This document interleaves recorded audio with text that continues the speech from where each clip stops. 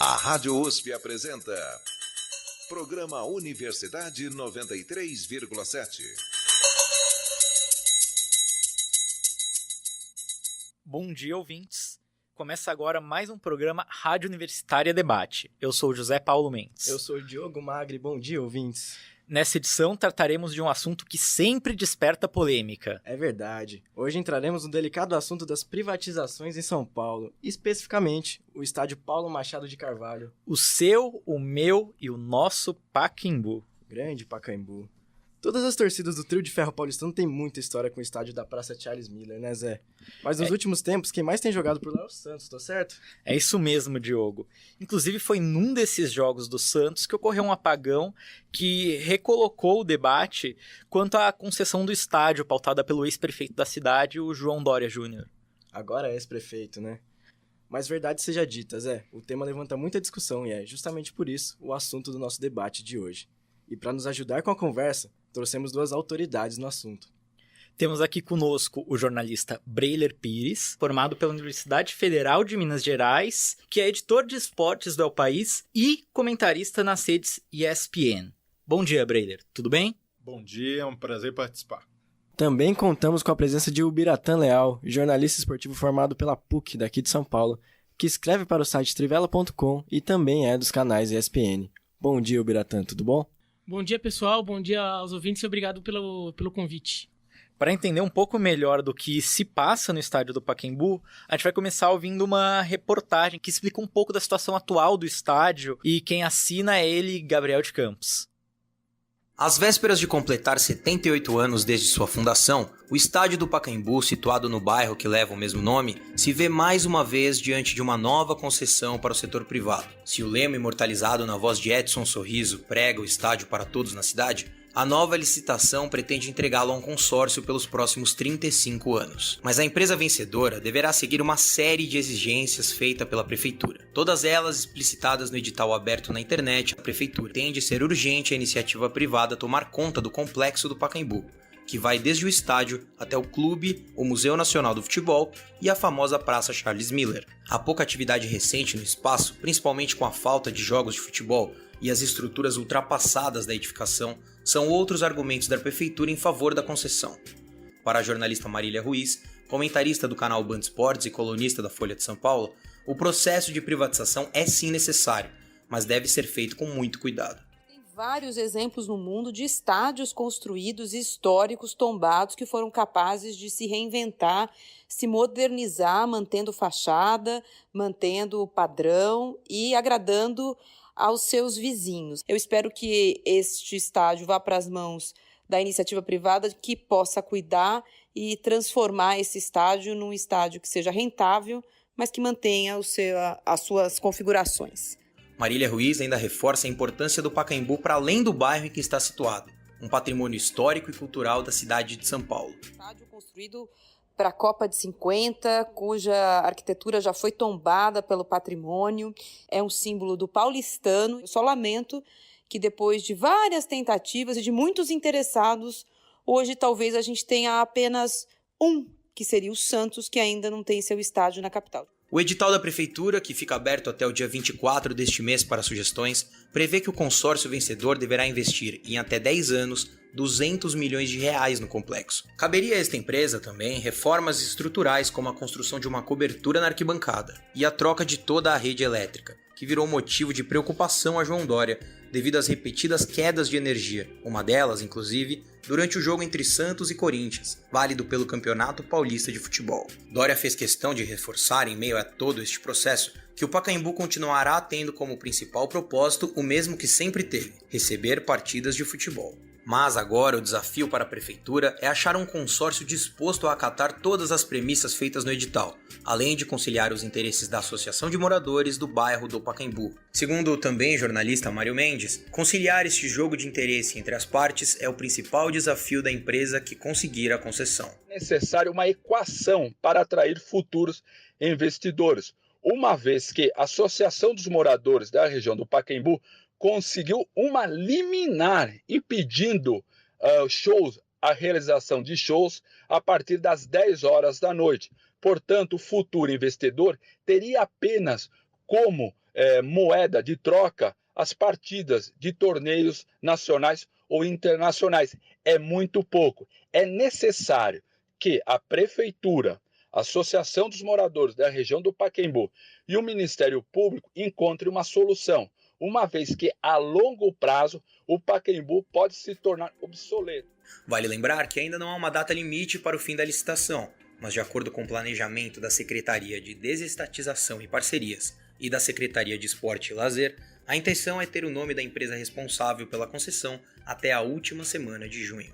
De São Paulo, Gabriel de Campos para a Rádio USP. O prejuízo do Pacaembu é de 9 milhões de reais de déficit anual. Agora uma reportagem de Álvaro Lugulo Neto sobre a relevância do estádio Pacaembu para a cidade de São Paulo. No gol, já defendeu um tiro de Pelé, outra vez Pelé para cobrar, 3 para o Santos, 2 para o Corinthians do Pacaembu, Armando Marques colocado à direita da meta de Heitor, bola no terreno, correu Pelé, chutou, gol!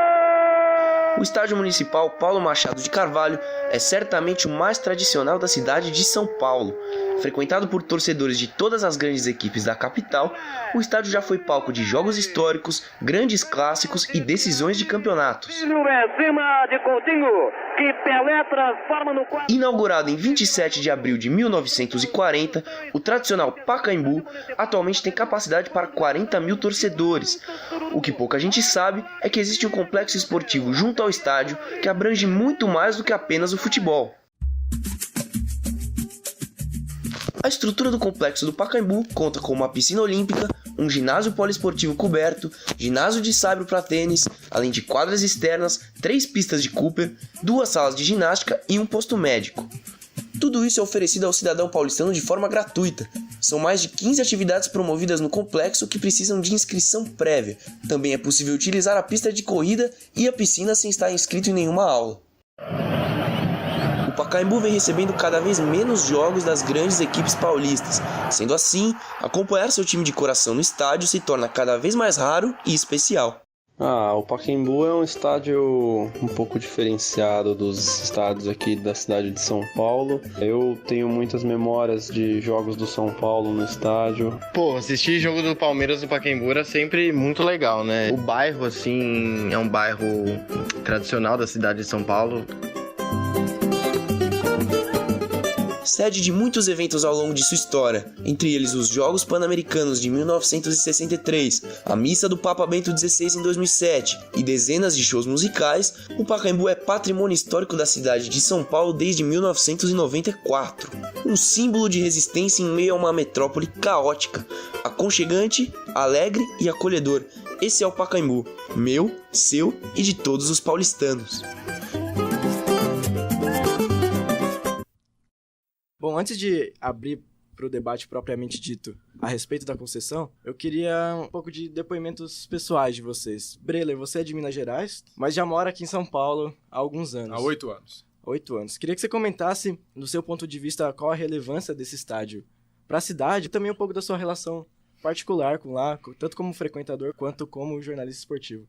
Eu cresci, Diogo, em Minas Gerais, frequentando o Mineirão, um estádio histórico também, mas ao mesmo tempo vendo de longe o Pacaembu, que não só é um patrimônio histórico da cidade de São Paulo, mas também um patrimônio do futebol brasileiro. Então eu tenho uma relação de, mesmo sem ser de São Paulo, uma relação de admiração. E eu acho, não sou desses que demonizam privatizações, concessões, mas nesse caso específico do Pacaembu, não acho que tem essa urgência como as prefeituras de São Paulo, de várias gestões.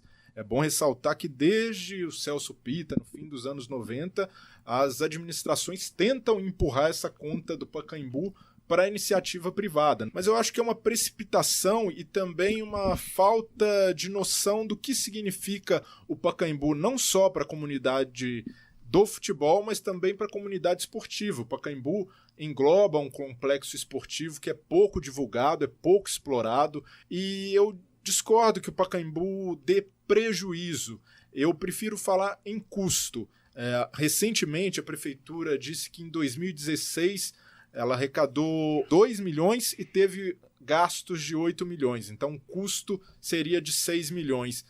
não acho que dentro... Isso por ano. Por ano, dentro de um orçamento que é de 550 bilhões de reais, esse custo tenha um impacto tão grande. O que me chama a atenção é como um prefeito que se elegeu e se autoproclamou gestor não consegue encontrar soluções com a iniciativa privada por meio de parcerias, como ele encontrou para fazer esse muro de vidro, o projeto do muro de vidro da USP, que segundo a prefeitura vai ser bancado pela iniciativa privada, para fazer reformas pontuais no estádio. Não acho que o Pacaembu mereça uma grande reforma estrutural, apesar de ser um estádio antigo, mas acho que com um pouco de boa vontade, um pouco de gestão, o que tem faltado ao Dória em relação ao Pacaembu, esse custo poderia ser otimizado. Sim, e eu gostei muito, Breiler, que você citou o complexo do Pacaembu, que tem as piscinas, tem os ginásios, quadras, e também o Museu do Futebol, que é um aspecto muito importante no que é o país do futebol, né? E eu queria saber a sua opinião, Biratã, você concorda com o Breiler? Qual a sua relação com o Pacaembu, você que é paulistano, nascido e criado aqui? Bom, provavelmente o estádio que eu mais fui ver jogo na minha vida, porque... já fui ver jogo do Corinthians, do Palmeiras, do São Paulo, do Santos, da Portuguesa. Já fui ver jogo de rugby lá. Então, porque é um estádio também que é um estádio gostoso, um estádio que se vê muito bem o jogo, né? Pela arquitetura dele, a visão do campo é muito boa. Talvez seja um dos melhores estádios do Brasil em relação a ver o jogo. Ele é bem localizado. Ele é um estádio que, assim, apesar de ele ter ficado nos últimos tempos muito marcado como um lugar em que o Corinthians jogava muito, é um estádio que o palmeirense, o São Paulino, o Santista também se sente bem, também sente alguma relação com aquele estádio, do mesmo jeito que o Vasco tem São Januário, mas se sente em casa no Maracanã, né? Então o Pacaembu acho que tem um pouco esse papel. Então é um lugar que cabe bem para todos os times, é um lugar que as pessoas gostam, e acho que o paulistano que tá tão acostumado a ver uma cidade que se destruiu muito para se reconstruir toda hora, ver um lugar que não foi destruído, um lugar que ainda tem uma arquitetura que tem aí algumas décadas ali, é uma coisa até... que dá um pouco até de refresco visual. Então acho que é um lugar que as pessoas gostam. O Museu do Futebol ter ficado lá muito, assim, acho que as pessoas gostaram muito. É o segundo museu mais visitado da cidade, acho que só perde pro MASP. E muito disso tem o fato de estar no Pacaembu, então aumenta a relação dele com o futebol. Não é simplesmente um museu, é um museu que está dentro de um estádio, que o estádio por si só já é um lugar, já é um elemento do museu também, né? Então acho que as pessoas gostam muito do Pacaembu e acho que nenhum paulistano vai gostar muito de imaginar um futuro da cidade com o Pacaembu largado ou tendo um futuro inglório, assim, né? Qualquer que seja ele. Agora, sobre o que o Breiler disse, eu concordo com ele, assim, acho que uma coisa que não tá claro na cabeça da prefeitura, das prefeituras, eu vou falar no plural, porque daí, como ele mesmo disse, várias gestões. A prefeitura não sabe o que ela quer do Pacaembu.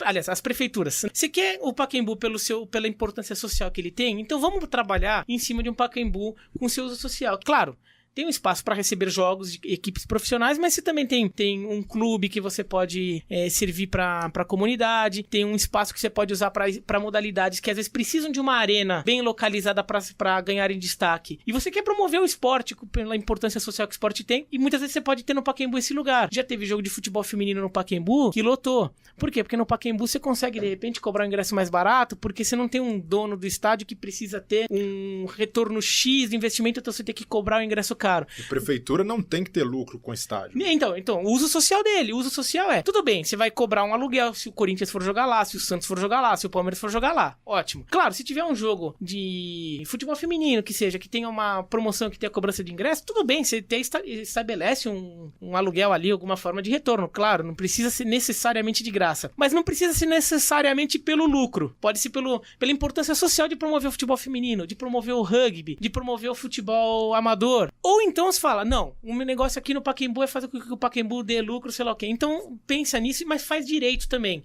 para preservar, pelo menos manter um pouco do que o Pacaembu é, e não ficar simplesmente largar da mão do poder público por largar e virar um estádio privatizado. Também não demonizo, não acho que seja uma solução completamente inviável, mas vamos discutir então para se fazer uma concessão, uma privatização legal, porque a gente quer do estádio. Voltando um pouco no que você disse, o Biratã, é interessante até pela questão visual, é um marco na cidade. Eu acho que nenhum outro estádio aqui em São Paulo tem isso de você passar na avenida e ver a fachada dele e se sentir tão identificado, sabendo que ali é o Pacaembu. E até a forma como ele tá implantado, né, num vale, então ele fica um pouco mais natural ali. Harmonizado com a Harmonizado, Praça Charles exatamente. Miller. E o charme do Pacaembu é algo caro no futebol hoje. A gente tem poucos estádios históricos que têm alma, e isso deve ser encarado como um patrimônio. E a minha grande ressalva, concessão, é nem tanto pelo fato de o poder público se desfazer de um estádio, de um equipamento esportivo, mas porque a iniciativa privada vai precisar descaracterizar o estádio para transformá-lo em algo que dê lucro. E a partir disso se perde o que o Pacaembu tem de melhor, que é justamente essa alma, o valor histórico que é reconhecido por órgãos de valorização do patrimônio.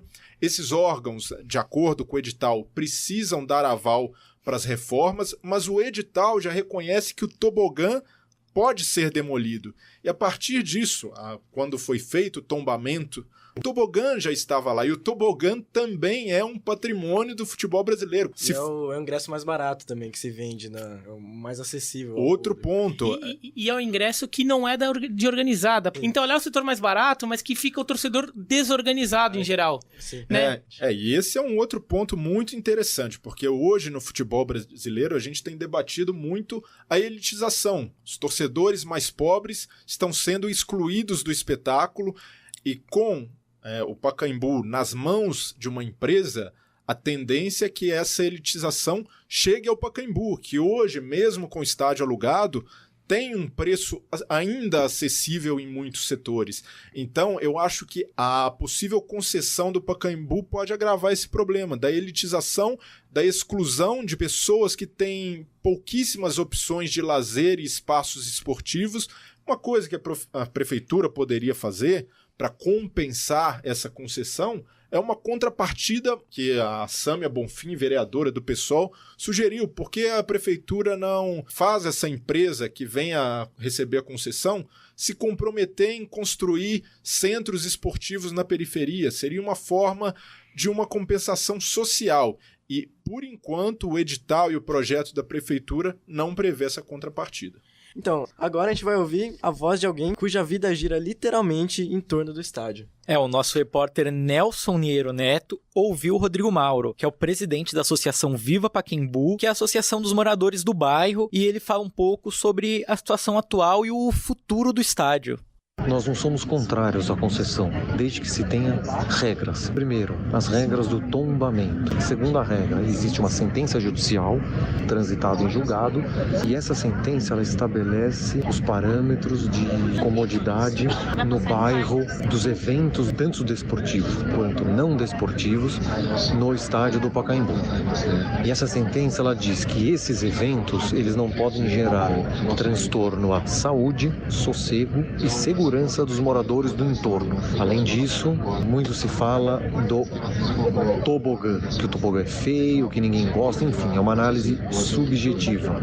Mas o tobogã estava lá no local quando o estádio foi tombado, e assim ele deve permanecer, porque a partir do momento que você muda a resolução de tombamento do bem, você abre uma brecha perigosa para alterar a resolução de tombamento de todos e tantos outros imóveis e bens tombados no Brasil inteiro. Então, pensando nas regras, pensando na sentença judicial, pensando que o estádio é municipal e assim tem que continuar com entrada gratuita para a população de São Paulo, a concessão ela deveria ocorrer de qual forma?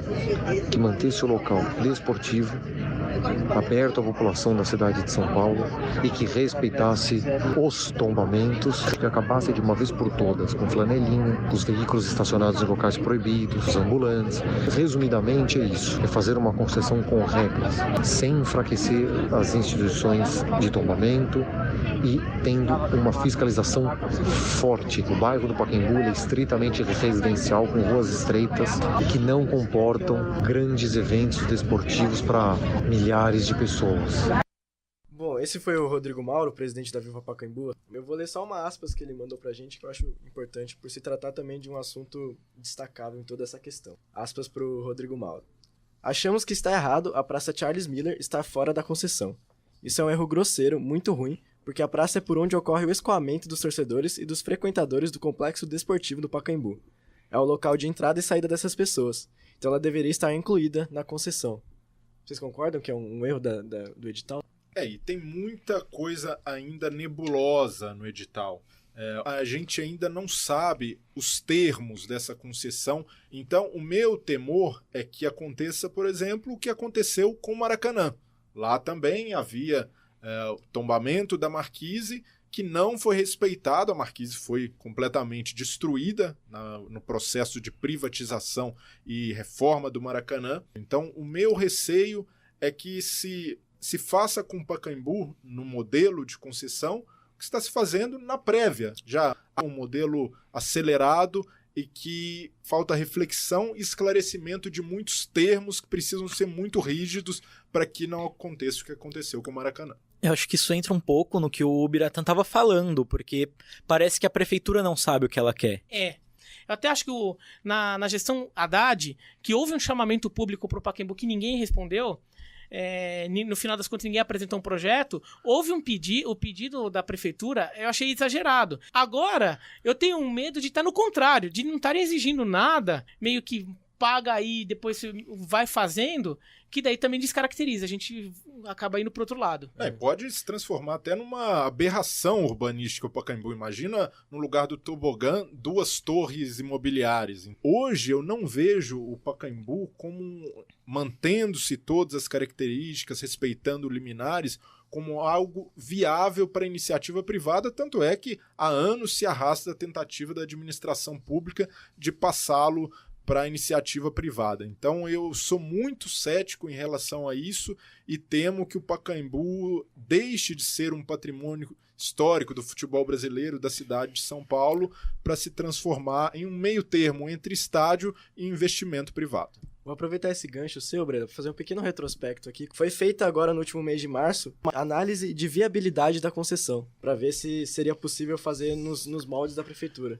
E a única proposta aprovada foi aquela que você estava falando, o Biratã, do consórcio integrado pela empresa do ex-jogador Raí, hoje diretor do São Paulo Futebol Clube. E essa proposta aprovada tinha, entre vários termos, a demolição do tobogã, a construção de 2 prédios imobiliários comerciais no lugar, a redução em quase 12 mil lugares do estádio. Inclusive, essa parte tem ali algo que ainda também está nebuloso sobre quantos lugares vão ficar para Pacaembu, 28 mil, 22 mil. Sim. Então, sobre isso, saíram reportagens no Estadão, no UOL e no ESPN.com.br. Até chegou-se a se publicar um projeto visualmente como seria esse daí. Isso foi já no final de 2017, então talvez tenha alterações, tá? Então eu tô falando com base nisso. O tobogã seria demolido, as 2 torres, no caso, não seriam nem 2 torres muito altas. Seria do tamanho da arquibancada.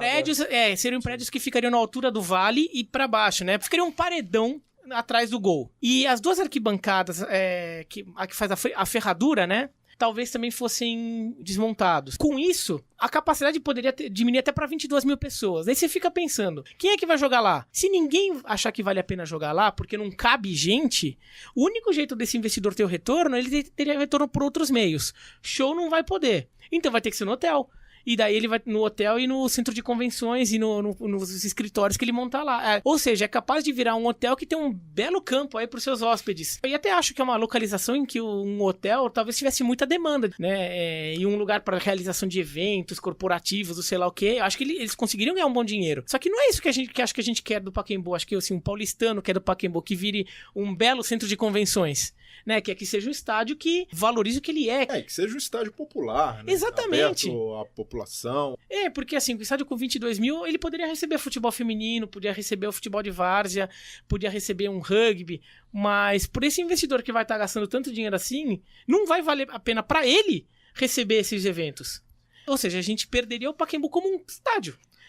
Eu acho que é um projeto em que enxerga apenas a incapacidade do Estado em gerir um equipamento esportivo. E, além da interpretação de custo como prejuízo, eu discordo frontalmente do argumento de que não é função do poder público gerir estádio de futebol. O Pacaembu, como a gente já falou aqui, tem esse valor histórico. É possível encontrar soluções interessantes para justificar um investimento social, trazer projetos da periferia para o Pacaembu, oferecendo um transporte integrado. Essa é uma missão também do poder público, porque o futebol move muita coisa no país. Poucos têm o poder de mobilização do futebol, o que não invalida também a possibilidade de se investir e promover outras modalidades no Pacaembu. Então, como o UFC, por exemplo, chegou-se a se cogitar fazer uma edição do UFC no Pacaembu. No limite, até talvez promover alguns esportes de quadra que atraem muito público, principalmente nas finais. Por exemplo, a gente tem o clássico caso do jogo de vôlei, que foi no Maracanã. Por que não tentar fazer uma proposta dessas? Novamente, o que me chama a atenção é que a gestão Dória se autopromove sob o lema da gestão. Por outro lado, tem tido uma pressa que nenhuma outra gestão teve em repassá-lo para a iniciativa privada. E repassando assim, abre o questionamento de por que querem passar tão rápido para a iniciativa privada se essa questão não foi estudada profundamente. E daí a gente chega também num outro problema de fazer com pressa. Já estou partindo do pressuposto que a prefeitura vai privatizar. Beleza. Quem é que vai assumir? Aqui no Brasil, muitas vezes as concessões foram feitas que quem assumiu foram empresas muito mais ligadas à área de construção e à área de serviços públicos do que a outras áreas. O que a Odebrecht está cuidando do Maracanã? A Odebrecht não é uma empresa especializada em ter arenas esportivas. Não é um negócio que ela está mais acostumada a lidar. É fácil para um investidor dessa área entender o retorno que um centro de convenções e um hotel vai ter na região do Pacaembu. Porque ele entende a lógica imobiliária. Agora, ele não entende a lógica do evento. Ele não entende a lógica do retorno, de como se trabalhar para ganhar dinheiro com base em show, evento esportivo, eventos culturais, eventos até religiosos. São empresas que não estão acostumadas a lidar com isso, mas o poder público brasileiro está acostumado a negociar com elas na hora de conceder algo. Será que não teria uma empresa que não poderia fazer uma parceria com a prefeitura, mas uma empresa de eventos que entenda, não, eu vou fazer o Pacaembu dar dinheiro sim, sendo o Pacaembu. Então vamos fazer jogo de várzea aqui, vou fazer jogo de várzea ser animal. Vou ajudar a promover, olha, eu tô vendo que existe perspectiva de fazer crescer dentro do meio do esporte e de eventos, nessas áreas aqui, e eu vou nessa porque eu acredito, porque eu conheço esse meio. Mas não é o que se está fazendo, não é o que se faz. E por quê? Porque não há uma discussão, não há uma busca do parceiro adequado, não se diz claramente que, não importa o que aconteceu, o Pacaembu continua sendo um estádio, uma arena para eventos. Tá? Então, assim, você não está atraindo essas pessoas, você está atraindo quem queira o quê? Demolir o tobogã e fazer um prédio. Infelizmente, a gente está com o tempo já acabando aqui. Eu só vou pedir uma última coisa para vocês, como consideração final, elegerem um momentinho que vocês passaram no Pacaembu, mais marcante. Aquela memória que, quando você pensa em Pacaembu, é a primeira coisa que vem à sua cabeça. Para mim tem vários jogos incríveis, até eu que sou vascaíno, vi o Paulinho marcar um gol na Libertadores de 2012 que eliminou o Vasco, mas para mim um momento especial foi quando eu cobri a despedida do Ronaldo contra a Romênia, o Ronaldo gordo já, 2011, não foi? 2011, mostrando que ainda tinha muita técnica. Acho que foi um momento singular, não só para mim, mas também para a história do futebol brasileiro. Pegando esse gancho do Ronaldo, não só o Ronaldo, o Romário se despediu da seleção no Pacaembu, naquele amistoso contra a Guatemala. Verdade. Mas eu acho que eu ficaria com esse Fla-Flu, que só porque eu acabei de lembrar, fiquei saudoso daquele jogo. Bom, então, infelizmente a gente tem que ficar por aqui. Eu gostaria de agradecer a presença de vocês, o Biratã e Breiler. Bom dia, Breiler. Bom dia, Biratã. Obrigado pela presença. Bom dia, obrigado pelo convite, foi um prazer. Bom, obrigado vocês pelo convite, obrigado aos ouvintes aí por ficar aguentando a gente aqui durante esse período todo, mas é um assunto sempre muito apaixonante. Para encerrar, esse programa teve a coordenação de Matheus Feitosa, nosso MF, produção de Álvaro Logulo Neto, edição de Diego Smirne, e as reportagens ficaram por conta de Nelson Neiro Neto e Gabriel de Campos. Locução minha, José Paulo Mendes, e do meu camarada aqui, Diogo Magri. Até mais, Diogo. Até mais, foi um prazer. Mais uma vez, a gente agradece a todo mundo que acompanhou a gente agradece aqui aos nossos convidados, Breiler e o Biratã, e a você que esteve conosco nessa última meia hora.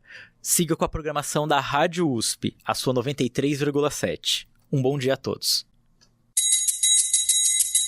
A Rádio USP apresentou Programa Universidade 93,7.